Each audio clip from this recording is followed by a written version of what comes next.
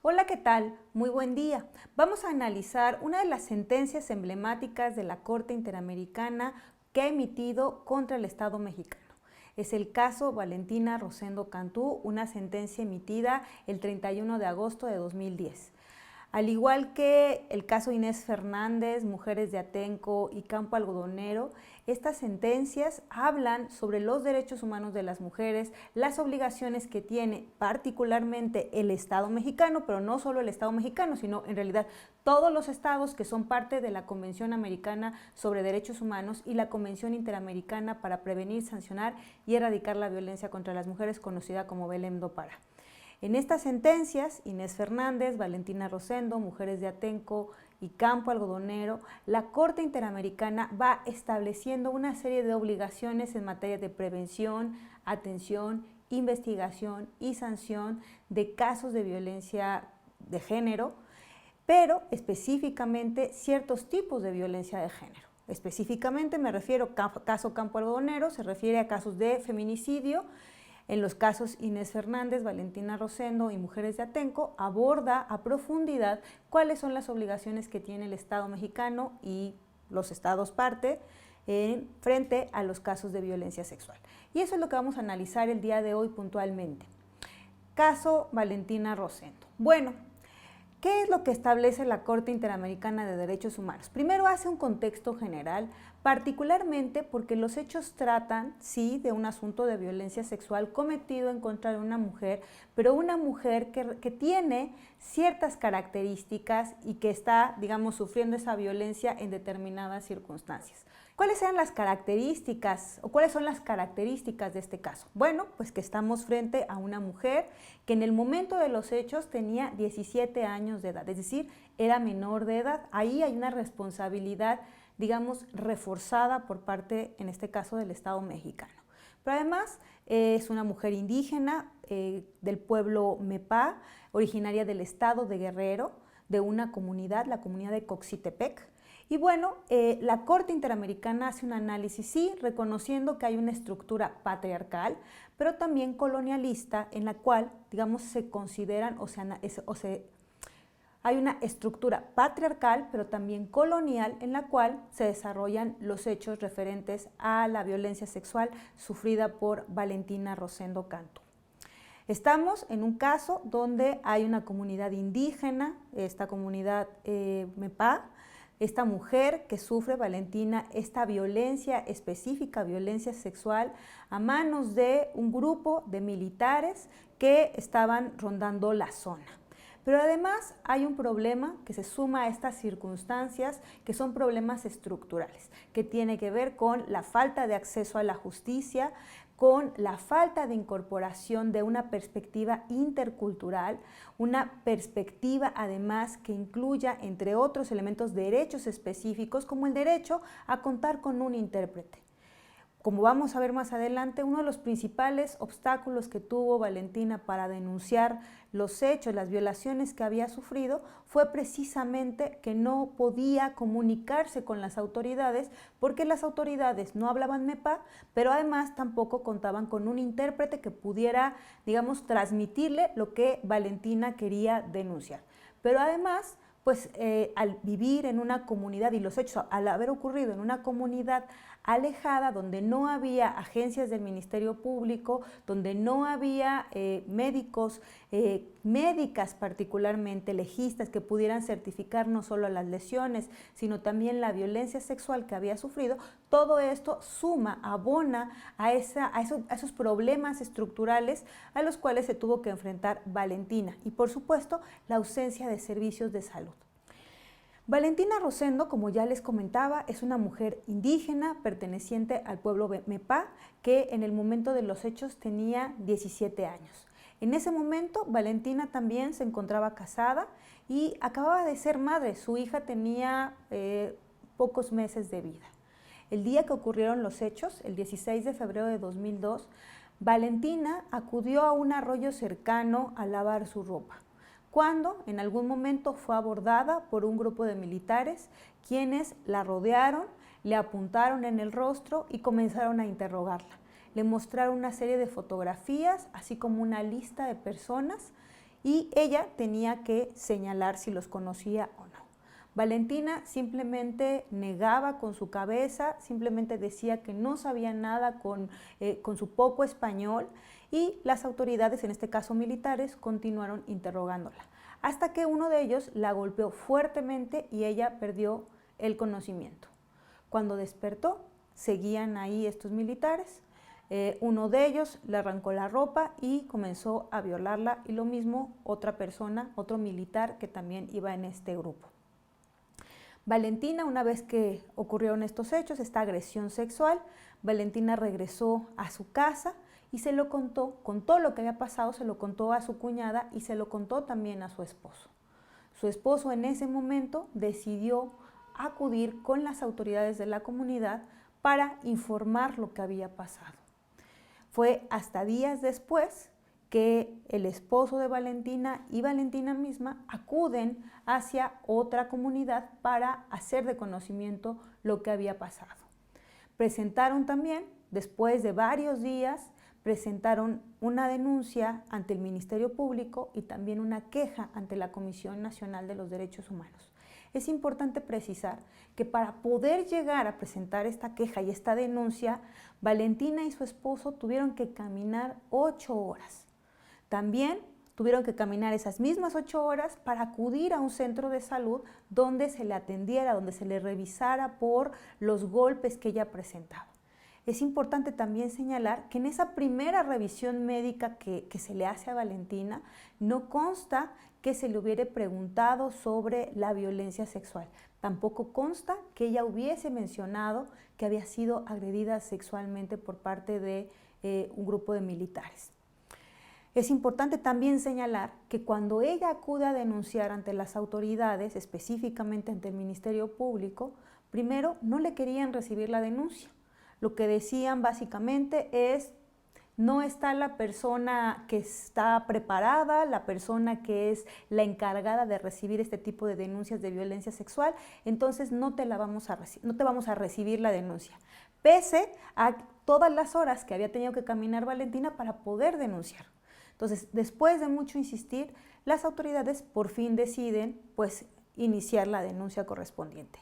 Sin embargo, aquí nos enfrentamos a otros 2 obstáculos. ¿Cuáles fueron? Primero, que las autoridades, específicamente el Ministerio Público, no hablaba MEPA y tampoco tenía un intérprete de esa lengua indígena para poder recabar el testimonio de la propia Valentina. Entonces ahí teníamos un problema. Y el segundo problema, que también dificultó todo este proceso, es que no había un médico legista. Y bueno, finalmente se logra encontrar un intérprete, finalmente se logra encontrar un médico legista, pero ese médico legista era hombre. No había en ese momento en la hoy Fiscalía General de Justicia del Estado de Guerrero, en ese momento Procuraduría, una mujer ginecóloga que pudiera revisar y hacer la valoración y emitir el peritaje correspondiente respecto de la violencia sexual sufrida por Valentina. Esos obstáculos claramente fueron documentados en ese momento por la Comisión de Derechos Humanos del Estado de Guerrero, que en su momento emitió una recomendación por el caso de Valentina a las autoridades. En resumen, estamos en un caso de una mujer indígena menor de edad agredida por un grupo de militares que tuvo que caminar varias horas para poder recibir atención médica, para poder denunciar, para que además, se le escuchara, se le brindara todo lo que implica, el protocolo para la atención de mujeres víctimas de violencia sexual. Y además, que ese es un elemento muy importante, debido al contexto en el que vivía Valentina, una mujer indígena en una comunidad, también este elemento de rechazo social que sufrió por parte de su comunidad. Otro elemento también que se tiene que considerar son las características, no solamente por la vulnerabilidad en sí mismo de ser una mujer indígena menor de edad, sino que además ella estaba denunciando, estaba señalando a militares que todavía continuaban con presencia en su comunidad. Por lo tanto, había una situación de riesgo latente por supuesto, para Valentina. Bueno, esas son las circunstancias en las que ocurre el caso. Aquí es importante señalar qué es lo que dice, qué es lo que determina la Corte Interamericana cuando aborda precisamente la violencia sexual. Ojo, que eso es muy importante que lo tengan en cuenta. Me estoy refiriendo al concepto de violencia sexual. No estoy diciendo violación sexual. Entonces es muy importante que entiendan que la categoría es violencia sexual, que una de sus manifestaciones es la violación sexual. Entonces, aquí esto lo llamo su atención precisamente porque vamos a entender, y así, por supuesto, lo va a ir desarrollando nuestro Poder Judicial de la Federación, porque como vamos a ver más adelante en las próximas cápsulas, hay un importante desarrollo que se hace en el Poder Judicial de la Federación respecto de esta jurisprudencia de la Corte Interamericana en los casos que ya he mencionado. Inés Fernández, Valentina Rosendo y Campo Algodonero, bueno, la más reciente, Mujeres de Atenco. Pero entonces, ¿qué es lo que dice la Corte Interamericana respecto de la violencia sexual? Bueno, primero, la Corte reconoce que es una agresión particular, que representa y que tiene características específicas. La primera característica que va a tener justamente la violencia sexual es que por su naturaleza va a ser de realización oculta. Es decir, las únicas personas que vamos a poder identificar que tienen información directa sobre los hechos, pues ¿quiénes son? Los agresores y las víctimas. Entonces, ahí eso, digamos, es un elemento particular. Por sus características vamos a tener que no es un tipo de violación a los derechos humanos que ocurra, que pueda ser presenciada por más personas, donde pueda haber más testigos, ¿no? Entonces, es imposible, dice la Corte Interamericana, que dada la naturaleza de estos casos de violencia sexual, esperemos que tienen que existir, o esperemos, digamos, que hayan pruebas gráficas, pruebas documentales sobre esa violación a los derechos humanos. Dice, es absurdo que podamos esperar ese tipo de pruebas. ¿Qué tipo de elementos tenemos que considerar entonces?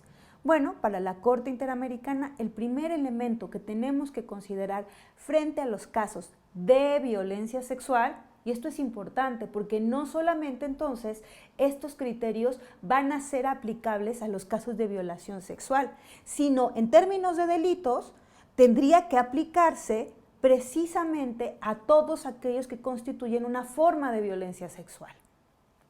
Entonces, ¿qué es lo que dice la Corte? Que frente a estos casos de violencia sexual, la declaración de la víctima constituye una prueba fundamental del hecho.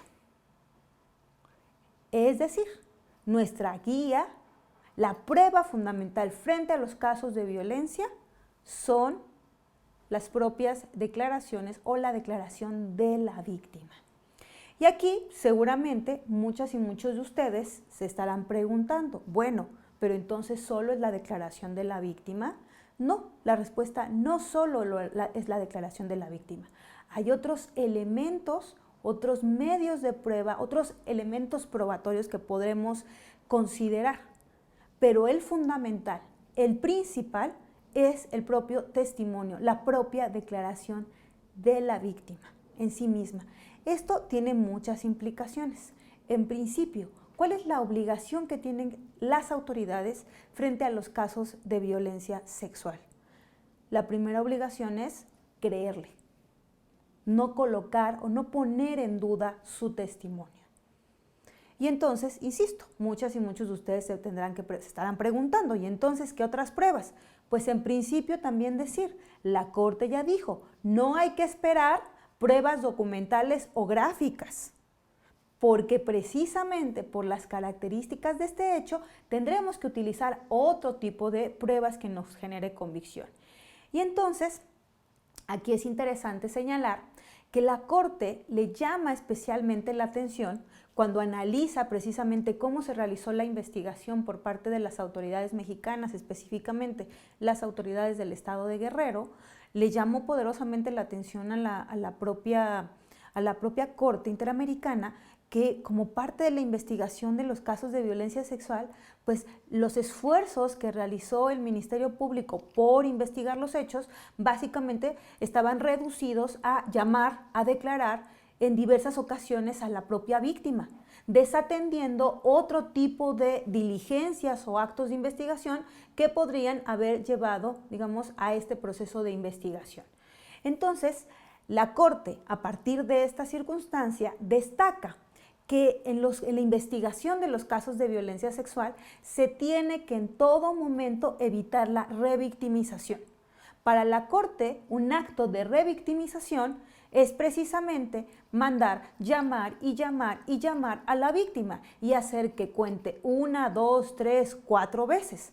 Aquí es importante precisar que esta forma de revictimización reconocida por la propia Corte Interamericana no se reduce únicamente a la labor que realiza el Ministerio Público, es decir, que el Ministerio Público recabe una entrevista, sino se refiere a que una víctima puede contar una y otra vez los mismos hechos. Esto es una forma de revictimización.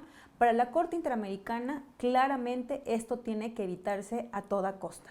Una víctima no puede estar contándole esta información una vez al Ministerio Público, otra vez a la Policía de Investigación, otra vez al médico legista o a la médica legista, otra vez al Ministerio Público. Es decir, no puede, este proceso es revictimizante porque implica que las víctimas tienen que estar recordando frecuentemente, recuperando, tratando de recuperar este tipo de hechos que en sí mismos resultan ser traumáticos. Entonces, otra vez, regresemos a la prueba. Ya vimos que la declaración de la víctima es muy importante, es fundamental para la acreditación de la violación a derechos humanos, pero también del delito.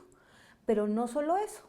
Ya también analizamos, de acuerdo a este criterio de la Corte Interamericana, que no podemos esperar ciertas pruebas directas, que no podemos esperar pruebas gráficas o documentales de esa agresión sexual. Entonces, ¿qué tipo de pruebas sí se pueden considerar?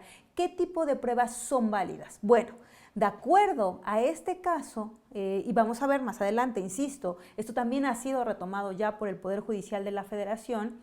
Es importante, dice la Corte, que además de la declaración de la propia víctima, se tiene que considerar que en los casos de violencia sexual es legítimo el uso de la prueba circunstancial, de los indicios y de las presunciones. Siempre que de estas mismas pruebas se pueda fundar, incluso dice la Corte, de los indicios, las pruebas circunstanciales, las presunciones, es válido fundar y motivar una sentencia. Entonces, ¿qué tipo de pruebas, regresamos, qué tipo de pruebas resultan ser válidas en los casos de violencia sexual? Bueno, de acuerdo a lo dicho en esta sentencia, que ha sido reafirmado también en las sentencias de Inés Fernández y Mujeres de Atenco, eso es importante tenerlo en el panorama, para la Corte Interamericana en los casos de violencia sexual, la declaración, el testimonio de la víctima es la prueba fundamental. Pero además también ya vimos que no podemos, dadas las características de la violencia sexual, ya sea como violación a los derechos humanos o como delito, no podemos esperar pruebas gráficas o documentales o algún otro tipo de prueba directa. Entonces, ¿qué tipo de pruebas sí son válidas? Bueno, pues para la Corte, las pruebas circunstanciales, los indicios, las presunciones pueden utilizarse, son legítimamente válidas, siempre y cuando de las mismas, es decir, de las presunciones, los indicios y las pruebas circunstanciales, se puedan inferir conclusiones válidas, sólidas sobre los hechos ocurridos. Además, esto me refiero específicamente en el tema de pruebas, pero además la propia Corte Interamericana señala ¿qué se va a entender por violencia sexual? Hace unos minutos yo les decía, es importante hacer esta diferencia. No estoy diciendo violación sexual, aunque evidentemente los hechos, la violencia sufrida por Valentina claramente fue una violación sexual. Sin embargo, en el análisis que hace la Corte Interamericana en este caso, ella habla de la violencia sexual. ¿Qué implica la violencia sexual? Para la Corte Interamericana, la violencia sexual se configura con acciones de naturaleza sexual que se cometen contra una persona sin su consentimiento. Ese es un elemento que vamos a estar subrayando. Es decir, la violencia sexual son conductas de naturaleza sexual que se cometen sin su consentimiento. Ojo aquí, para quienes todavía buscan acreditar la violación sexual o para que acrediten la violación sexual, están buscando algún elemento que establezca la violencia física o moral. Yo sé que ahí tenemos ciertas resistencias todavía cuando hablamos de la violencia sexual o de la violencia sexual, de la violación sexual o de la violencia sexual, porque siempre estamos buscando que exista o que medie esta violencia física o moral. Para la Corte Interamericana y para otros tribunales internacionales, incluso de corte penal, no es el medio comisivo, la violencia física o moral para poder acreditar la violencia sexual o la violación sexual, sino la clave está en justamente identificar si hubo o no consentimiento. Entonces, regresando, para la Corte Interamericana y otros tribunales, la violencia sexual se configura cuando existen actos de naturaleza sexual que se realizan en contra de la víctima sin su consentimiento. ¿Y qué puede comprender esta violencia sexual? Bueno, pues puede comprender actos que involucren la penetración o algún contacto físico, pero también esos actos de naturaleza sexual pueden no considerar ningún tipo de penetración o contacto físico. Por ejemplo, la desnudez forzada. Ese es un claro ejemplo de lo que implica la violencia sexual. Es importante también señalar que este caso, el caso de Valentina Rosendo, es uno de los primeros casos donde la propia Corte Interamericana reconoce que este tipo de violencia de género puede constituir bajo ciertas circunstancias una forma de tortura, específicamente una tortura de naturaleza sexual.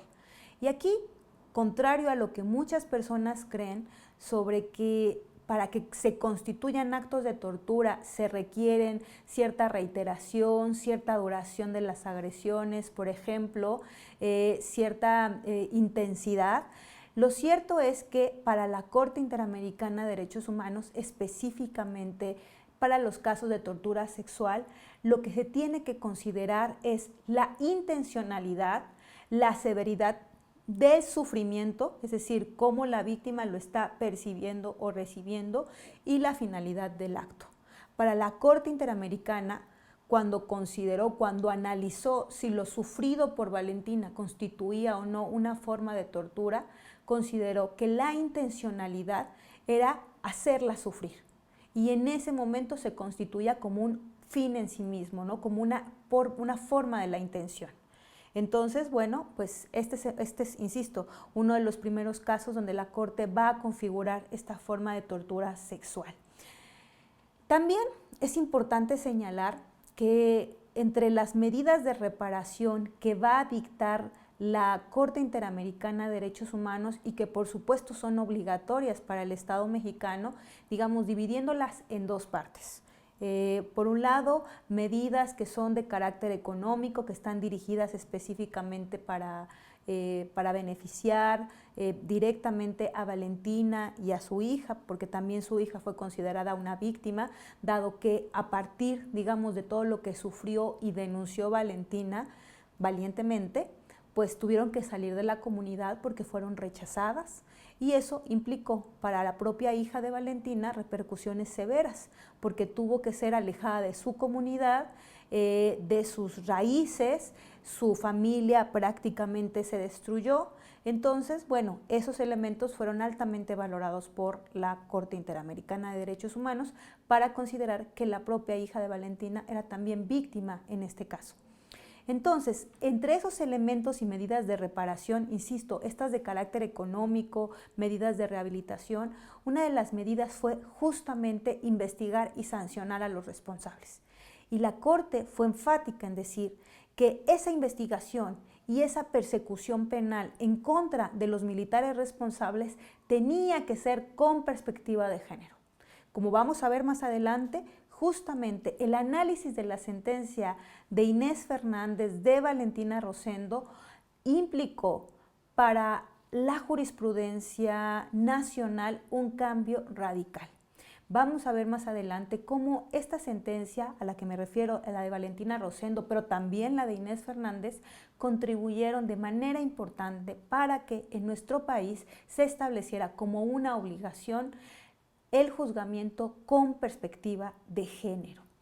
Quiero finalizar señalando una de las frases que el entonces secretario de Gobernación dijo en un evento que desde mi perspectiva ha sido de los más simbólicos, un evento de disculpa pública, un evento donde el Estado mexicano le ofrece en su conjunto una disculpa a Valentina y a su hija por esa violencia sufrida, no solamente por las agresiones sexuales, sino por esa violencia institucional, porque es una mujer que tuvo que luchar 8 años para poder llegar a un tribunal internacional para que se le hiciera justicia.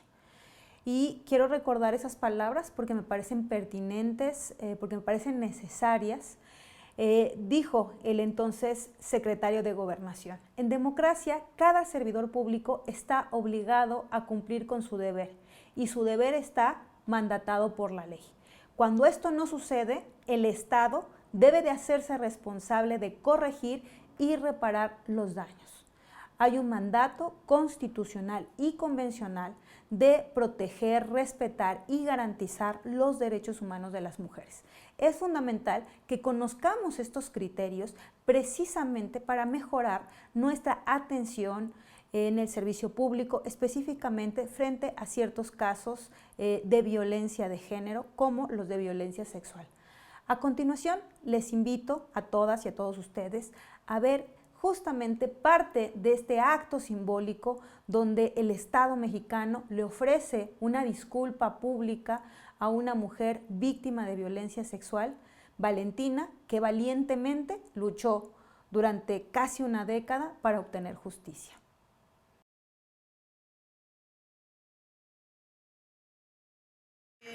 Bueno, Juani, yo quiero y con bio Valentina Rosendo Cantú, nas no más, yo quiero y no más, está y con hasta aquí, en Boyadi Gata Subijo Manga lo que de Nericana que 2002. Valentina, hace prácticamente 10 años, cuando eras una niña que crecía en medio de las imponentes montañas de Guerrero, empezaste a buscar justicia tras sobrevivir un acto aberrante que nunca debió haber ocurrido. Alzar la voz contra los abusos militares no ha sido sencillo, nunca ha sido sencillo. Tu palabra fue puesta siempre en entredicho. Te llamaron mujer mentirosa y siempre corriste peligros, siempre ante el acecho. Hoy, ante ti, los más altos funcionarios y funcionarias del Estado mexicano reconocen que siempre hablaste con la verdad.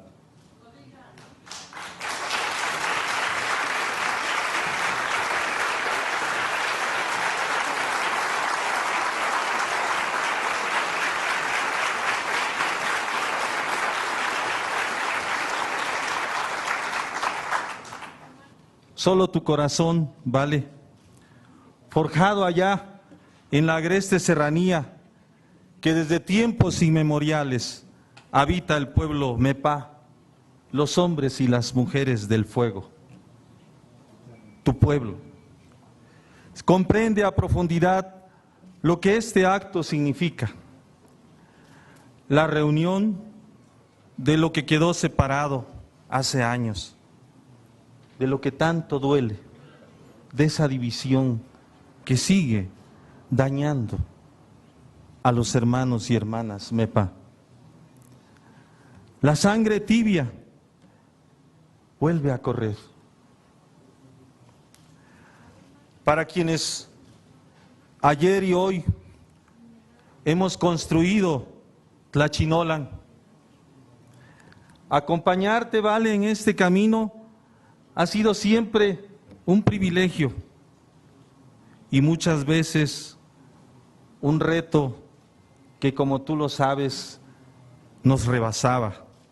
Pese a ello, en los momentos difíciles siempre ha sido tu tesón, tu inquebrantable dignidad, lo que nos ha impulsado a seguir, porque siempre soñamos en esa justicia que tú sueñas.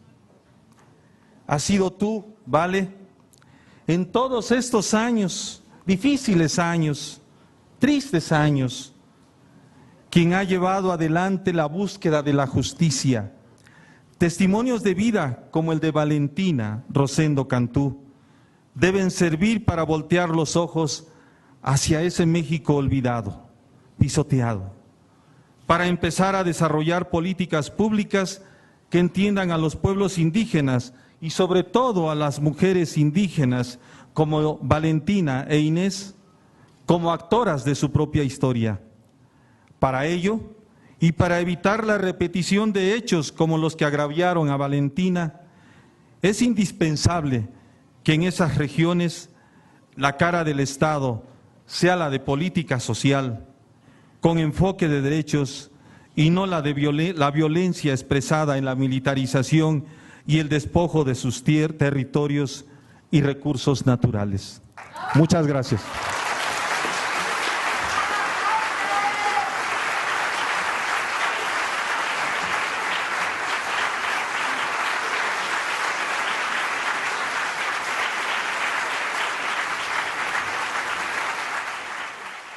Significa mucho, muchas gracias. En febrero de 2002, cuando los militares me agredieron, en ese entonces yo tenía 17 años y no hablaba bien el español, ahora ya tengo 26 años. A lo largo de 9 años he buscado justicia de parte del gobierno, no recibí buena atención, buen trato. Por no quedarme callada, me he traído consecuencia grave. Después de la denuncia, comenzaron a subir militares a mi comunidad. Rodeaban mi casa, exigiéndome que saliera, que señalara a los culpables. El presidente municipal de Acatepec, aquel entonces estaba Jerónimo Godoy, fue a mi comunidad diciéndome que dejara de denunciar, porque si siguiera yo con mi denuncia ya no iba a mandar apoyo para la comunidad. Desde entonces recibí rechazo hacia la comunidad, recibí humillaciones diciéndome que soy una mujer violada. A los 9 años de lucha estoy aquí ahorita. Esta lucha va a ayudar a muchas mujeres que están en las mismas situaciones, mujeres que no denunciaron o muchas sí denunciaron, pero quedó en archivado y no se ha investigado. También no denunciaron por miedo, por vergüenza o porque no hablan español como mujeres indígenas como yo. A lo largo de este camino he conocido muchas personas buenas, organizaciones nacionales, internacionales que están hoy conmigo. Y también medios de comunicaciones. Y muchas también de las personas que inician esta lucha me abandonaron el camino junto con mi esposo, pero también encontré muchas personas buenas.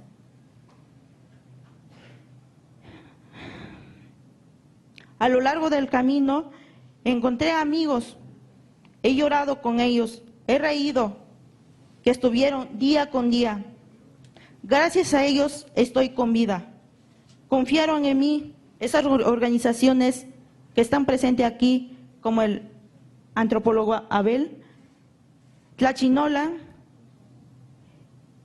organizaciones PRO, CEGIL, Amnistía, a Brigada de Paz y muchas organizaciones que siempre estuvieron conmigo. Para mí no hay palabra para agradecer. Muchas gracias. Caso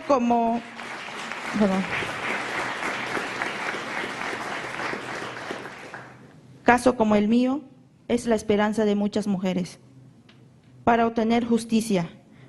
De muchas mujeres, aquellas mujeres que no pudieron, que no alzaron la voz o que no se atrevieron a enfrentar el gobierno.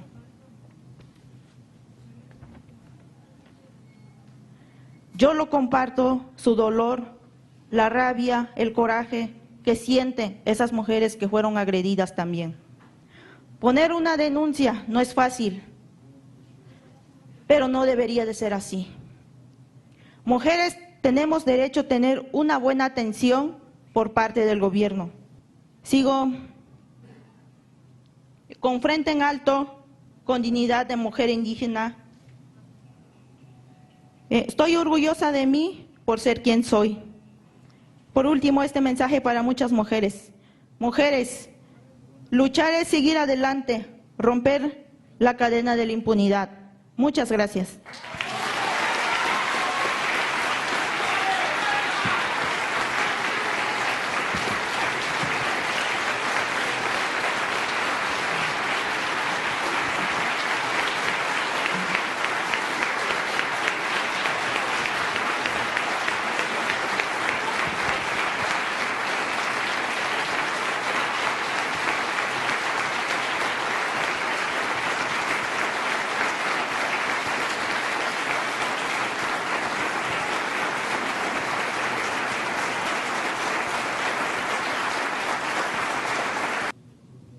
Hoy nos congrega la memoria del 16 de febrero de 2002, cuando una joven mujer mexicana, indígena, madre de familia, Valentina Rosendo Cantú, fue víctima de violaciones a sus derechos humanos. El Estado mexicano reconoció parcialmente su responsabilidad internacional en la audiencia pública celebrada en el presente caso ante la Corte Interamericana de Derechos Humanos.